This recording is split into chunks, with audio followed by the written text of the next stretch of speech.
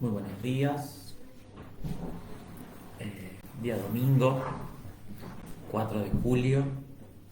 Estamos en Argentina, por la mañana, casi llegando al mediodía. Y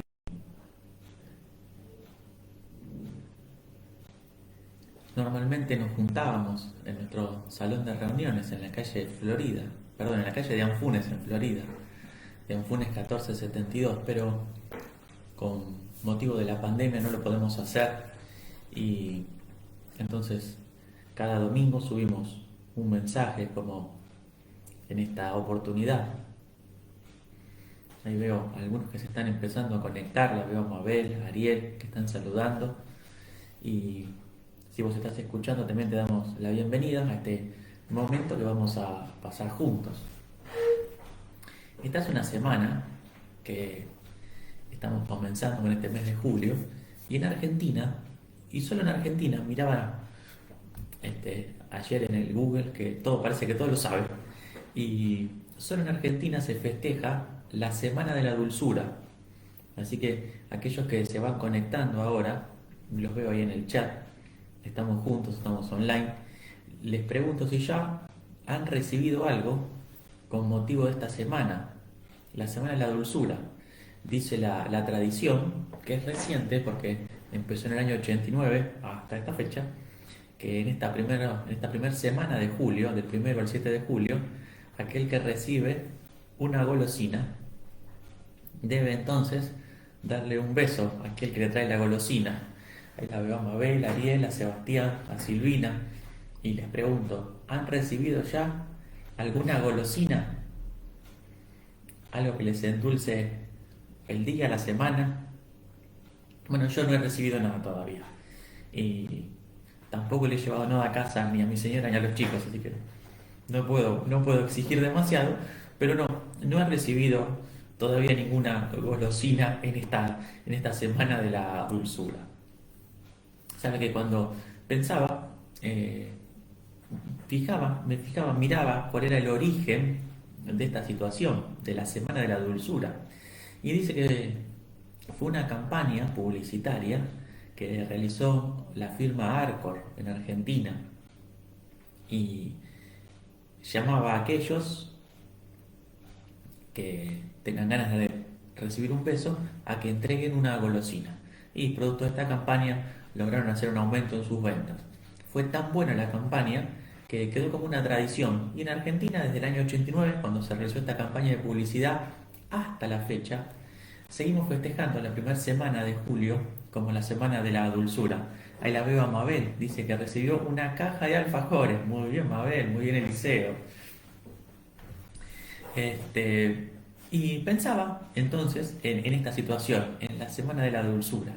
Y lo vamos a usar como excusa para tener en esta mañana un pensamiento que vamos a extraer de la Biblia. Si usted tiene la, la bendición, la suerte de poder tener en su casa una Biblia, le invito a que busque por favor en el libro de Proverbios. En el libro de Proverbios, en el capítulo 24, vamos a leer dos versículos que son el versículo 13 y el versículo 14. Si le cuesta, encontrar Proverbios, a la mitad de la Biblia está el libro de los Salmos, y el próximo, el que le sigue, es Proverbios. Es fácil encontrar este libro en la Biblia: Salmos, Proverbios. Ese sería el orden. Abra la mitad, más o menos va a encontrar los Salmos, pase un par de hojitas y el próximo libro es Proverbios. Dice la Biblia así en Proverbios 24, versículo 13 y 14. Come, hijo mío, de la miel, porque es buena, y el panal es dulce a tu paladar. Así será a tu alma el conocimiento de la sabiduría.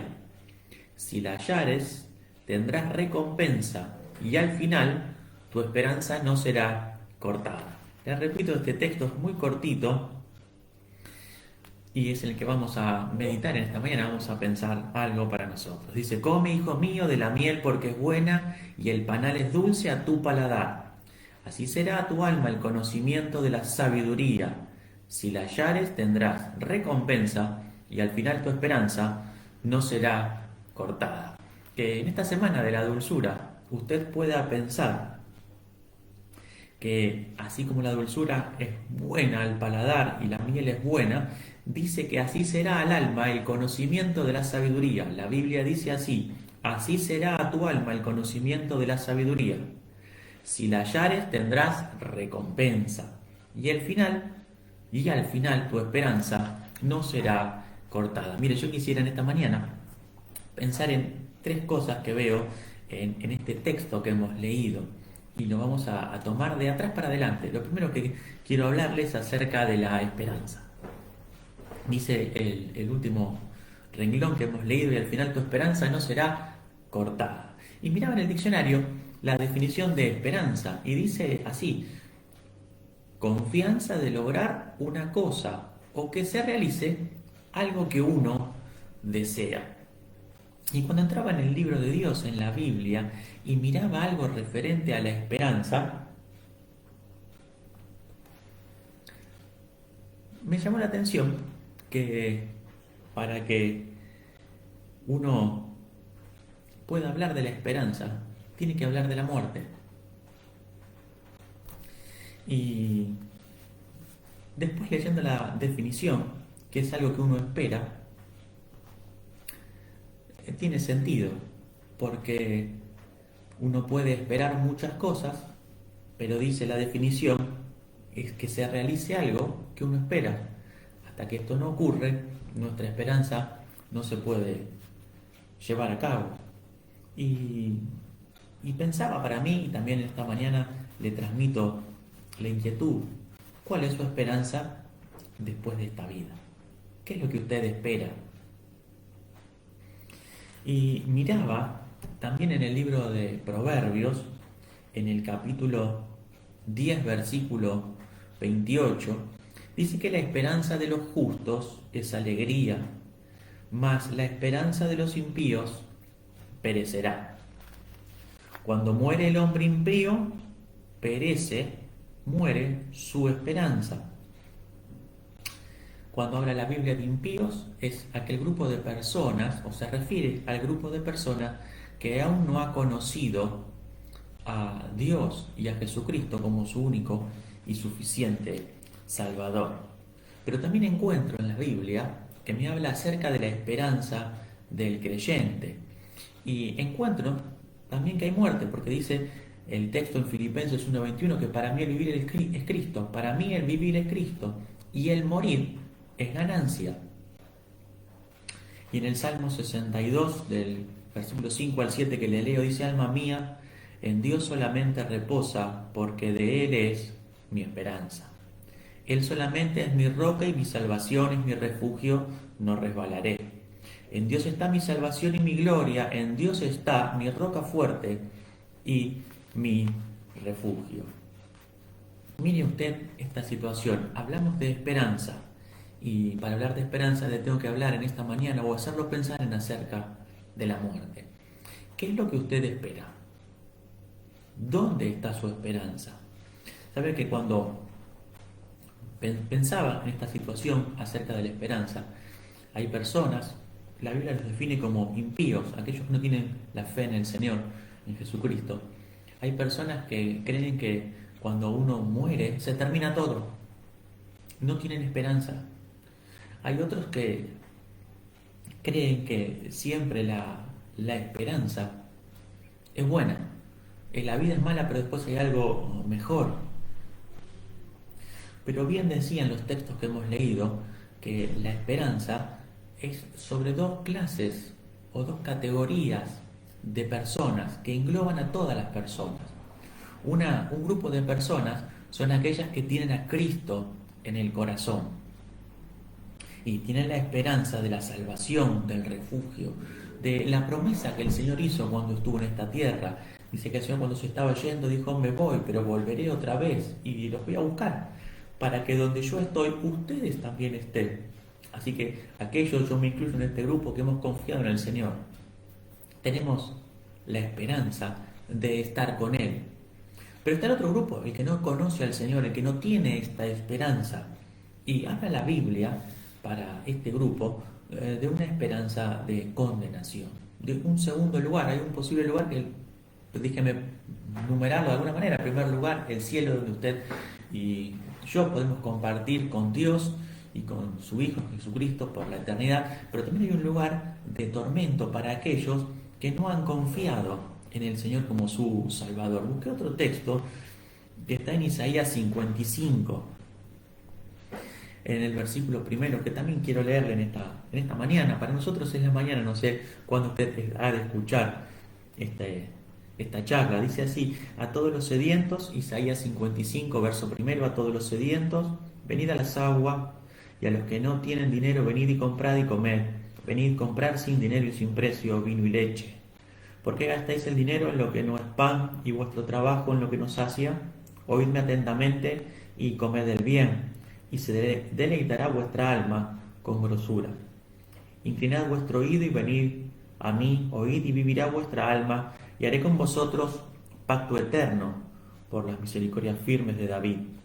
He aquí que yo lo di por testigo a los pueblos, por jefe y por maestro a las naciones. He aquí llamarás a gente que no conocisteis, y gente que no te conocieron correrán a ti, por causa de Jehová tu Dios y del Santo de Israel, que te ha honrado. Buscad a Jehová mientras puede ser hallado, llamadle en tanto que está cercano. Deje el impío su camino y el hombre inicuo sus pensamientos, y vuélvase a Jehová, el cual tendrá de él misericordia, y al Dios nuestro, el cual será amplio en perdonar, porque mis pensamientos no son vuestros pensamientos, ni vuestros caminos, mis caminos, dice Jehová. Vuelvo otra vez este texto bíblico a llamar a las personas y les hace pararse en el camino donde están, y le dice al hombre inicuo, al impío, aquel que no confía en el Señor, que se detenga y que busque el camino. Ahora mire, se ha establecido o se habla que todos los caminos conducen a Roma. En la antigüedad, Roma era un imperio y ellos habían construido caminos, y todos los imperios, todos los caminos llevaban al imperio, y pareciera ser que en la vida es así, todos los caminos conducen a Dios, y no encontramos esto en la Biblia. La Biblia dice claramente, que lo dice el Señor: yo soy el camino. Habla el Señor Jesús, no Hernán, que soy yo, no lo hago yo, pero dice el Señor así: yo soy el camino, la verdad y la vida, nadie viene al Padre sino por mí. Si usted ha estado caminando hasta este momento y no lo ha seguido a Cristo, que es el único camino para llegar a Dios, usted no está en condiciones de tener una buena esperanza. Y queremos llamarle en esta Semana de la Dulzura en Argentina a la reflexión, porque la Biblia habla de la dulzura y la equipara, que la dulzura es al paladar como el conocimiento de la sabiduría al alma. Pero en la segunda parte de nuestro texto que leíamos en Proverbios 24 y 13, dice: si la hallares tendrás recompensa. Y aquí nos habla de un trabajo que usted y yo debemos hacer, que es buscarla. Y lo leíamos también recién en Isaías 55, cuando dice: buscar a Jehová. Es nuestro trabajo buscar este camino, buscar la recompensa que el Señor tiene para nosotros. La recompensa está al final del camino, por lo cual si usted y yo podemos encontrar este buen camino, llegaremos al final del camino y encontraremos la recompensa. Miraba yo en el diccionario y buscaba qué es la recompensa, y dice que es algo que se da por una acción que puede ser buena o mala. Yo siempre creí que la recompensa era por algo bueno. Si me da una recompensa era algo bueno. No. Dice el diccionario, es por una acción buena o mala. Con lo cual la recompensa puede ser buena o mala. Tenemos una esperanza, tenemos una recompensa. Pero dice el texto que leemos que el principio de la sabiduría es el temor a Jehová, porque vamos a hablar ahora de la sabiduría, el último de nuestros puntos. No quiero ser extenso para que usted no se duerma. Miren, hablábamos en el principio de nuestra charla de la esperanza, Y cuando hablamos de la esperanza, hablábamos de muerte, y entonces teníamos que estar preparados para cuando esa situación llegue. Ahora, en estos días, los medios en Argentina, podemos mirarnos en los noticieros, en las páginas de información, están llevando o trayendo información acerca de un derrumbe que ocurrió en la ciudad de Miami. Y uno mira las imágenes y mira lo ocurrido y se llena nuestro corazón de tristeza. Personas que estaban descansando, el derrumbe fue a la madrugada y 12 pisos de concreto, por causas que se están investigando, se vinieron abajo. Y hay cerca de 160 personas que han desaparecido. Y la Biblia nos dice buscar a Jehová mientras pueda ser hallado. Ya estas personas no tienen esa posibilidad. Pero usted y yo sí la tenemos. Usted y yo estamos con la posibilidad de buscar a Dios porque es el tiempo oportuno para hacerlo. Y dice el texto, así será tu alma el conocimiento de la sabiduría. Si la hallares tendrás recompensa y al final tu esperanza no será cortada. Mire, leía recién que la sabiduría o el principio de la sabiduría es el temor a Jehová. Pero el texto sigue, este es un texto que leí de la Biblia. Los insensatos desprecian la sabiduría y la enseñanza. Y vuelve a haber dos personas, aquellos que están buscando la sabiduría y aquellos que la Biblia define como insensatos, que son los que desprecian la sabiduría y la enseñanza. Miren, en el diccionario la sensatez dice que es la cualidad de una persona que muestra buen juicio, prudencia y madurez en sus actos y toma de decisiones. Por lo tanto, la insensatez es todo lo contrario. Y yo no quisiera que en esta mañana, en este momento que usted escuche, usted sea de este grupo, del grupo de la insensatez, que usted tenga sensatez, que muestre buen juicio, prudencia y madurez en la toma de decisiones. Y para hablar de la sabiduría, voy a invitarle a leer un texto que será el último que usaremos en esta charla, en 1 Corintios, capítulo 1. Yo también ya lo estoy buscando. 1 Corintios, capítulo 1 y versículo 18. 1 Corintios 1, 18. Dice la Biblia así. 1 Corintios 1, 18.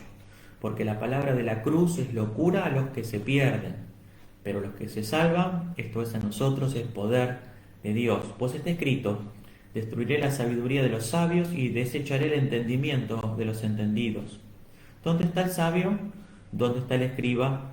¿Dónde está el disputador de este siglo? ¿No ha enloquecido Dios la sabiduría del mundo? Pues ya que en la sabiduría de Dios el mundo no conoció a Dios mediante la sabiduría, agradó a Dios salvar a los creyentes por la locura de la predicación. Porque los judíos piden señales, los griegos buscan sabiduría, pero nosotros predicamos a Cristo crucificado, para los judíos ciertamente tropezadero, y para los gentiles locura, mas para los llamados, así judíos como griegos, Cristo poder de Dios y sabiduría de Dios. Porque lo insensato de Dios es más sabio que los hombres, y lo débil de Dios es más fuerte que los hombres. Hasta aquí la lectura. Mire, quizás usted pensaba que íbamos a hablar de la sabiduría y que no iba a poder entender nada porque usted no tiene sabiduría, no es un gran conocedor, no es un gran pensador. Y lo traje en este pasaje, que es un pasaje muy, muy sencillo de la Escritura, donde cuando habla de la sabiduría nos lleva a pensar en la locura de la cruz. Y voy a ponerlo un poco en tema de lo que estamos leyendo. Hemos leído 1 Corintios, es una carta que el apóstol Pablo le escribe a la iglesia que estaba en Corintos. La iglesia de Corintos era una iglesia muy particular, Estaba la iglesia de Corinto, ubicada en la ciudad de Corinto, y por supuesto, esto estaba al sur de Grecia, al oeste de Atenas, y estaba estratégicamente ubicada en las rutas comerciales. Era el centro del comercio internacional para ese momento, con lo cual el caudal de gente que transitaba por esta ciudad era muy alto y encontramos de todo. Era una ciudad muy cosmopolita. Pero así como encontramos de todo, se conocía eh, la depravación que había en esta ciudad. Había un trasfondo de inmoralidad que era altísimo. El nombre de los corintios también se usaba para decir que iban a corintiar, y esto era un refrán para llamar a personas que tenían un impulso impuro y sensual, con lo cual la reputación de la ciudad era malísima, y en este entorno estaba situada la iglesia. La iglesia entonces le escribe a Pablo, el apóstol, y Pablo le contesta por esta carta, y había de todo. Teníamos en la iglesia de Corinto personas que eran judíos, personas que eran gentiles, personas que eran romanos, y en ese cúmulo de personas, Pablo les escribe y les hace ver que a lo que ellos esperaban, creían o sentían, para ellos no podían entender el mensaje porque era la locura de la cruz. Miren, los judíos que formaban parte de la iglesia pedían señales, ellos necesitaban ver. Por lo tanto, un Mesías que había sido crucificado, que había sido colgado de un madero, era para ellos una ofensa imperdonable, porque ellos esperaban un Mesías glorioso, triunfante, que podía derrotar a sus enemigos. Pero no era eso lo que el Señor había preparado. Ellos estaban confiados, los judíos, en el valor de las tradiciones y esperaban un Mesías que sea el libertador. Con lo cual, la figura del Señor en la cruz no les cuadraba, no les cerraba como el que podía dar salvación a su alma. También había otro grupo, estaban los judíos, estaban los gentiles, y entre los gentiles teníamos a los griegos y los romanos, y para ellos también la cruz era una insensatez. Si hablamos de los griegos, pensamos en aquella cultura que se vincula con el conocimiento, con la filosofía, y pensamos en los dioses del Olimpo. Y claro, de ninguna manera los dioses iban a descender a este mundo a sufrir. De ninguna manera, ellos venían a gozar de los placeres y de los vicios que tenían los seres humanos. Y Corinto era el lugar ideal entonces para poder estar. Pero el Señor había venido a la cruz. ¿Cómo podían entender ellos el amor de Dios? Si los dioses venían a disfrutar, ¿cómo Dios iba a enviar a su Hijo, a su único Hijo, a morir en la cruz del Calvario? Dice uno de nuestros textos, porque la paga del pecado es muerte, pero el regalo de Dios es vida eterna. Mas Dios muestra su amor para con nosotros, en que siendo aún pecadores, Cristo murió por nosotros. Porque de tal manera amó Dios al mundo, que dio a su Hijo unigénito, para que todo aquel que en él cree no se pierda, mas tenga vida eterna. Estos textos eran algo que no podían entender, el amor de Dios, porque comparaban este amor con el amor de sus dioses. Y era imposible que un Dios enviara a su Hijo a que muera por sus enemigos. Pero esto es lo que había hecho Dios, enviando al Señor Jesús a este mundo. También pensaban cómo iba alguien a poder salvar a otra persona si no se había podido salvar a sí mismo. Los romanos confiaban en el poderío de sus fuerzas, de sus ejércitos. Y ahí estaba el Señor, solo con un grupo de personas que eran pescadores. Los griegos no podían entender que podamos vivir por uno que murió, que podamos ser bendecidos por uno que fue hecho maldición, que podamos ser justificados por uno que fue hecho pecado, que fueron escogidos unos pocos pescadores sin letras para llevar el mensaje, que no tenían medios económicos para poder hacer una poderosa propaganda y convencer a la gente, que se hacía de lado la oratoria y la retórica para cautivar la atención y lavar el cerebro de la masa, que no eran potentados con mucha gente a su servicio para usar el recurso de las armas y las fuerzas y así triunfar para su causa. Esto era la locura de la cruz, es lo que Dios había planteado por medio de Jesucristo para traer la salvación. Y por eso dice la Biblia que era la locura de la cruz. No podían comprender cómo un Dios tan grande había bajado, había sufrido y había entregado a su único hijo. Y había puesto este mensaje en personas tan simples como un grupo de pescadores. Esta era la locura de la cruz. Y dice el versículo 23 que hemos leído: pero nosotros predicamos a Cristo crucificados.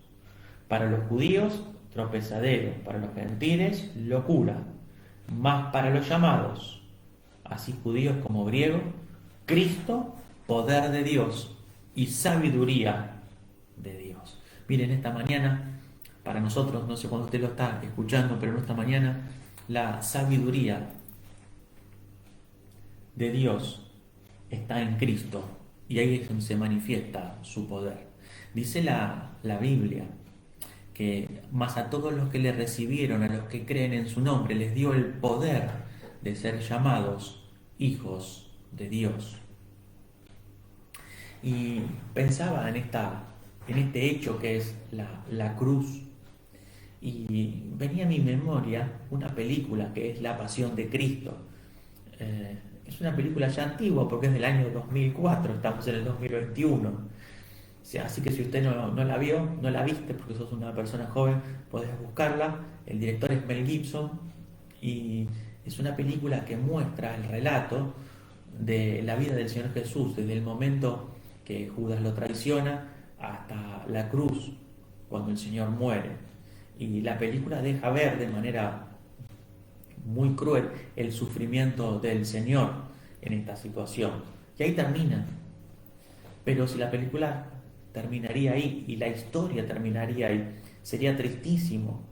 Pero no es lo que dice la Biblia. Por eso habla aquí en 1 Corintios de la locura de la cruz, porque Cristo no solo murió en la cruz y no solo estuvo 3 días en el sepulcro, sino que al tercer día resucitó triunfante. Y si Cristo no hubiese resucitado, nuestra fe sería vana, no serviría de nada. Pero hay esperanza. Y empezábamos nuestro mensaje, nuestra charla, hablando acerca de la esperanza. Y esta esperanza puede ser buena o puede ser mala. Y te hemos dado o hemos intentado darte información para que vos puedas tomar una buena decisión. El insensato es aquel que no toma una buena decisión. Y no es la idea para nosotros, sino que vos puedas tomar una buena decisión. Porque dice la Biblia que la vida eterna es que conozcan al único Dios verdadero y al Señor Jesús, a quien Él ha enviado. Mira, vuelvo al primer pasaje que leíamos en esta mañana en Proverbios 24. Así será tu alma el conocimiento de la sabiduría. Si la hallares, tendrás recompensa, y al final tu esperanza no será cortada. Quiera Dios que en esta semana tu alma pueda alcanzar el conocimiento de la sabiduría. ¿Cuál es la sabiduría? Ir a la cruz de Cristo y entender que nuestros pecados hicieron división entre Dios y los hombres y que el camino para llegar a Dios estaba cortado por medio del pecado. Pero llegado el cumplimiento del tiempo, Dios envió a su Hijo, el Señor Jesús, para morir en la cruz, para que todo aquel que en Él cree no se pierda, mas tenga vida eterna. Y si vos encontrás al Señor, vas a encontrar la recompensa, que es el perdón de tus pecados, y tendrás esperanza y no será cortada, porque vas a tener la seguridad de poder vivir con Cristo en el cielo por la eternidad. Ese es el mensaje que nosotros predicamos, que Dios envió a su Hijo para que todo aquel que en Él cree no se pierda y tenga vida eterna. No hay acepción de personas. No importa la edad, no importa el color de la piel, no importa la ideología política, lo que importa es poder reconocerse como un pecador y tener la necesidad de pedir perdón. Y Dios Él está atento, esperando aquella oración donde una persona se reconozca como pecador y acepte el perdón que la cruz de Cristo da. Dice en Isaías, que leímos, no lo vamos a leer, pero lo leímos, que hay que buscar a Dios mientras pueda ser hallado. Hoy es el día aceptable, hoy es el día de salvación, hoy lo podemos hacer. No lo dejes para mañana. Busca a Cristo. Él ya te buscó. Por eso envió al Señor Jesús a morir en la cruz.